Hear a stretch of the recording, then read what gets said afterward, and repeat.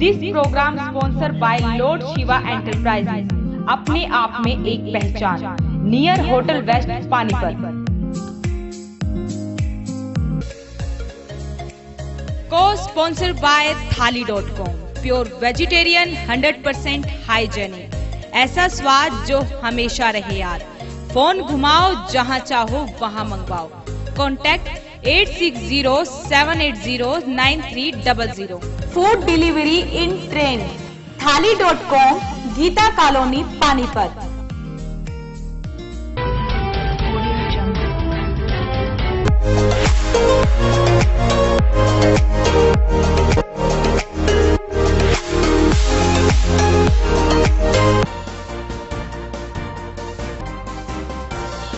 नमस्कार, voice of Panipat में आप सभी का स्वागत है। आप देख रहे हैं पानीपत दनादन।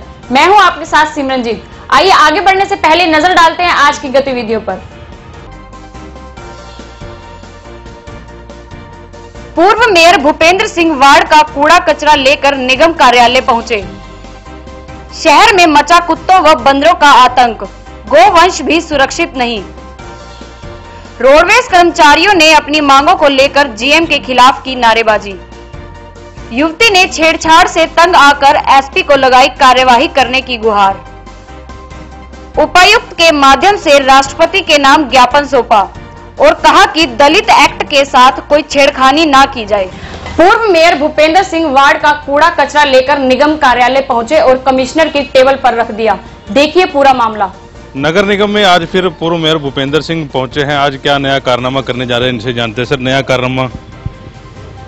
ये कारनामा नहीं है, ये बड़े शर्म की बात है मेरे लिए भी और इन अफसरों के लिए भी और उन राजनेताओं के लिए भी जिनकी आंख में पट्टी बंधी हुई है कि जब हम 50 लाख रुपए में एक अंसारी के पास ठेका था, तब शहर के अंदर इतनी गंदगी नहीं थी। अब 1000 रुपये टन के हिसाब से इनको हमारी सरकार ने ठेका दिया है। 350 टन रोज कूड़ा उठता है। महीने का 1 करोड़ 20-25 लाख रुपए हर महीना बनता है जो हमने इनको देना है। उसके बावजूद 2 लाख के करीब मेरे नगर निगम के अंदर मेरे घर है। 50 रुपये भी एवरेज लगा तो 1 करोड़ रुपये इनको वो भी लेना है। जहां पहले 50 लाख था, आज वो 2.25 करोड़ तक पहुंच गया। उसके बावजूद भी शहर के अंदर गंद इतना ज्यादा हो गया कि मेन चौराहे मंदिरों तक को नहीं बख्शा। भीमगोड़ा चौक के ऊपर मंदिर है, बहुत प्राचीन मंदिर है, उसके आगे से मैं ये सारा गंद उठा कर लाया हूँ। वहां जाके देखो, 2 पुलिसकर्मी 24 घंटे वहां ड्यूटी देते हैं। उन्होंने बेचारा नाक बांध रखा है। वो कहते हैं हमने कई बार कह चुके हैं, उसके बावजूद भी कोई सुनवाई करने वाला नहीं है। डंपिंग पॉइंट शहर के अंदर होना ही नहीं चाहिए। मेरे वार्ड के अंदर एक नहीं, कम से कम भी 20 डंपिंग पॉइंट है, लेकिन कंपनी ने ठेका तो ले लिया सरकार से, पता नहीं कैसे लिया कैसे नहीं लिया। उसके बावजूद 200 रुपये टन पे रख के, जो मुझे पता लगा है, आगे 800 रुपये टन में किसी और को ठेका दे दिया। मतलब इतना मार्जिन है। उसके बावजूद जो 50 लाख लेता था वो इन अफसरों को भी जेब भरता था और शहर को भी साफ करता था। जो आज 1.25 करोड़ रुपए ले रहा है वो भी उससे ज्यादा बदतर। क्या मतलब सारे का सारा पैसा ये खाना चाहते हैं? हर जगह पर सफाई के काम पर तो घोटाले होते हैं, गंदगी के अंदर भी घोटाले करेंगे क्या ये? लेकिन भूपेंद्र सिंह ऐसा नहीं होने देगा। आज इसको हमारे को 4.5-5 साल हो गए सहते भी। कभी तो हमारे लिए अच्छे दिन आएंगे, कभी तो वार्ड के लोग जो से हैं वहां से जब निकलते हैं चौराहे मेन, मतलब चलो कहीं एक साइड पे हो आदमी बर्दाश्त भी कर ले, वहां किसी ने आना जाना नहीं, लेकिन मेन चौराहों के ऊपर, मेन सड़कों के ऊपर गंद है। घोसरी के आगे देख लो, मेन चौराहा है मेरे वार्ड के अंदर, वहां शीना एक्सपोर्ट कोठी के आगे देख लो, वहां साईं बाबा चौक के ऊपर देख लो, वहां भीमगोड़ा चौक के ऊपर देख लो, वहां गंगापुरी मंदिर के आगे देख लो, वहां देवपुरी रोड के आगे देख लो, तो वहां कहां गंद नहीं है मेरे वार्ड के अंदर? ये तो एक वार्ड की बात बता रहा हूँ, पूरे शहर का यही हाल है। कारनामा शब्द मैंने इसलिए यूज किया कि सत्ता से जुड़े जो लोग हैं, जो पानीपत बीजेपी चला रहे हैं, उनका ये कहना है कि तो सुर्खियों में रहने के लिए ऐसे कारनामे करते हैं। ऐसा है, ये तो आने वाला टाइम बताएगा। जब कौरवों की सभा थी, जो द्रौपदी के साथ हुआ, उसके लिए सिर्फ खाली दुर्योधन ही जिम्मेवार नहीं था। जो भीष्म पितामह था, द्रोणाचार्य थे, जो उनके कुलगुरु थे, वो भी उतने दोषी थे जितना दुर्योधन था। अगर आज इस शहर के अंदर न्याय हो रहा है, गंदगी हो रही है, भ्रष्टाचार हो रहा है, तो इसके अंदर जो अलग साइड पे बैठे हैं लोग, उनको नहीं दिखता? कैसे, किन मुंह से वोट मांगने जाएंगे हम पब्लिक के अंदर? आज सरकार हमारी है, कल भी हमारी आएगी और हमने ही लोगों के आगे से वोट मांगने, कैसे मांगने जाएंगे? जो चुपचाप बैठे हैं कि दफ्तर खोलने से, उनसे खोलने से वोट नहीं मिलेंगे। वोट मिलेंगे अगर आप जनता के अंदर जाओगे, जनता की तकलीफ को समझोगे। शहर गंदगी का ढेर बना हुआ है, ये हकीकत मैं आपको बता रहा हूँ। अगर रही बात मेरे कुछ लोग मेरे भी कहते हैं कहते हैं मेरे साहब क्या आपको लोग, मेरे जो अपने चाहने वाले हैं लोग आपको पागल कहते होंगे। मैं कहा मेरे सीने में जो जख्म है वो फूलों के गच्छे हैं, हमें पागल ही रहने दो तो हम पागल ही अच्छे हैं। अगर मेरे को वो पागल समझता तो हम पागल अच्छे हैं, इन अच्छों से हम पागल अच्छे हैं। क्योंकि मुझे गंदगी दिखती है, मुझे भ्रष्टाचार दिखता है, मुझे करप्शन दिखता है, मेरे वार्ड के अंदर ये हालात है। लेकिन मैं पद पे रहूं या ना रहूं, अगर मैं जिंदा रहा, जब तक जिंदा रहा ये मुद्दे उठते रहेंगे शहर के लिए, चाहे किसी की भी सरकार हो, चाहे मेरी सरकार हो। लेकिन मेरी सरकार ने मुझे इतना जरूर बताया है कि जो सही है वो दुनिया के आगे आना चाहिए, वो मैंने आपके सामने ला कर रखा है। कितने घंटे का इनको अल्टीमेटम दिया? मैंने इनको फिर 48 घंटे का अल्टीमेट दिया, 2 दिन का दिया है। अगर मेरे वार्ड के अंदर हालात यही रहे तो कमिश्नर साहब की कुर्सी उसी गंद के ऊपर होगी। कमिश्नर साहब की कुर्सी उसी गंद के ऊपर होगी, जैसा भूपेंद्र सिंह बता रहे थे। तो जाहिर तौर पर काम करवाने का इनका अपना तरीका है और 48 घंटे का समय दिया है, तो समय रहते शायद इनका काम हो जाए। वैसे पानीपत के प्रदीप बंचाल के साथ कुलवंत सिंह। शहर में कुत्तों और बंदरों का आतंक फैला हुआ है, इसी के साथ गोवंश भी सुरक्षित नहीं है। इसी के मामले में नगर निगम भी कोई काम नहीं कर रहा है। ये जो नज़ारा आप देख रहे हैं ये किसी गंदगी का नज़ारा आपके कैमरे पे सामने है और देख सकते हैं कि कूड़ा करकट पड़ा है। और जाहिर तौर पर आप अंदाजा भी लगा रहे होंगे कि शहर की कोई गंदी बस्ती में हम लोग खड़े हैं। इधर गायें खड़ी हैं, इससे देखकर आप ये शायद ये अंदाजा लगा रहे हैं किसी गौशाला में खड़े हैं। लेकिन ना तो ये कोई गंदी बस्ती है, ना किसी गौशाला में खड़ी है। ये हम नगर निगम के सामने खड़े हैं जो पूरे शहर की सफाई व्यवस्था का जिम्मा संभालता है। करोड़ों रुपए के टैक्स यहाँ पर जमा होते हैं। गायें यहाँ पर बांधी गई है, बैल यहाँ पर बांधा गया है। इनसे बातचीत करते हैं, इन लोगों ने बांधा हुआ है कि क्यों इनको बांधा गया यहाँ से। आप बताएं जी, क्यों बांधा गया? मैं पिछले काफ़ी समय से गौरक्षा के लिए कार्य करता हूँ और गौरक्षा में काम करते हैं। जैसे कोई सड़क पे या गली में बेसहारा गोवंश एक्सीडेंट हो जाता है, उसका इलाज करते हैं, हॉस्पिटल तक ले जाते हैं। लेकिन पिछले 4 साल से नगर निगम के पास 2 एम्बुलेंस आई हुई थी। हम पिछले 4 साल से इनसे बार बार मांग करते रहे कि एम्बुलेंस भेज दिया करो ताकि गोवंश को उठा करके गौशाला तक ले जाया जा सके और उसका इलाज किया जा सके। लेकिन इन्होंने कोई सुनवाई नहीं की। इस महीने में भी हमने 28 केस रोड से उठाए हैं, एक्सीडेंट हुए हैं जो, और 28 केस में से 1 केस में नगर निगम की एम्बुलेंस गई है। इसी तरह 23 तारीख को फतेहपुरी चौक तहसील कैंप में इस सांड का एक्सीडेंट हुआ। हमारे पास लोगों की कॉल आई, मैं वहां पे पहुंचा अपनी टीम के साथ, डॉक्टर को बुलाया, इसका इलाज कराया। एक्शन नगर निगम को मैंने कॉल की एम्बुलेंस के लिए। उसके बाद कमिश्नर साहब के पीए को कॉल की। उसके बाद अमित है जो फायर ब्रिगेड में जो एम्बुलेंस के ड्राइवर का इंचार्ज है, उसको कॉल की। उसके बाद मैंने डीसी कैंप ऑफिस में कॉल की, शहरी विधायक के पीए से मैंने कॉल की, लेकिन कोई समाधान नहीं हुआ। रात को 11 बजे तक हम ऐसे ही वहां खड़े रहे, 5-6 घंटे हम पूरी टीम के साथ वहां खड़े रहे और ये जो गोवंश है ये वहां पे तड़पता रहा।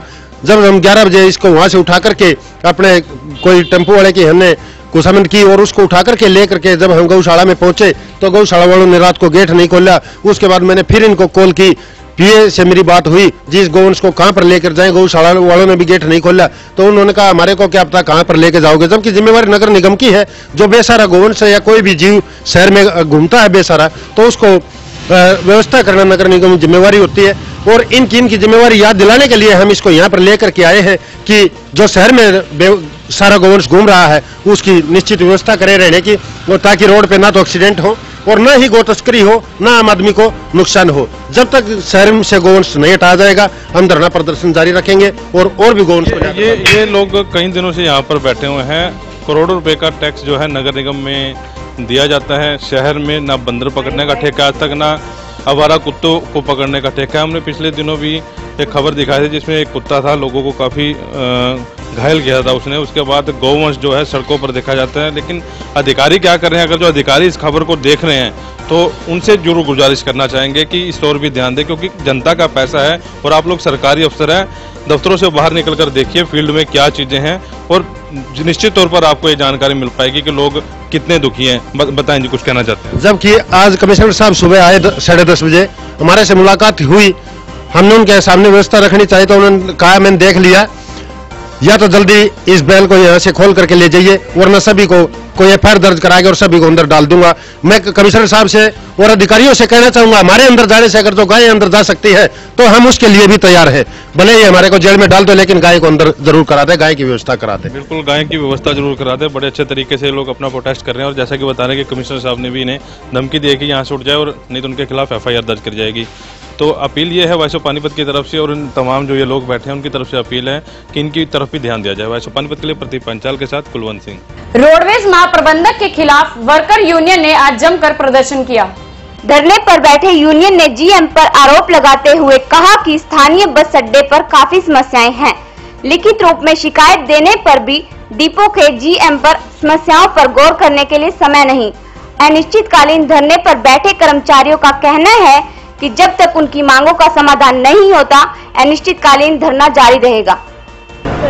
हमारा धरना ये आज से अनिश्चितकाल शुरू किया है।